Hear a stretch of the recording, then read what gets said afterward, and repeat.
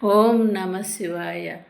ఈరోజు మహాశివరాత్రి సందర్భంగా ప్రతి ఒక్క భక్తులు శివయ్యకు అనేక రకాలుగా 365 రకాల పండ్లు పలహారాలు ఎన్నో రకాల చేసి పెడతా ఉంటారు. కానీ నేను ఒకటే చెప్తా మిత్రమా, ఏది చేసినా కూడా మనం ఒకరిని హఠ చేయకుండా, ఒకరిని బాధ పెట్టకుండా ఉండడమే శివయ్యకు చాలా ఇష్టం.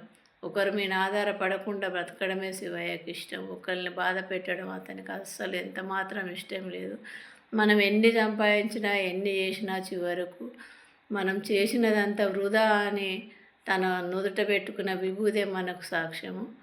విభూతిలో ఉండి బొట్టు పెట్టుకొని ఉండే ఆ శివయ్యను మనం ఆదర్శంగా తీసుకోవాలంటే ముందు మన మనసు ఆధీనంలో ఉండాలి.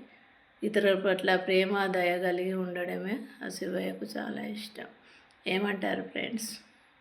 Thank you.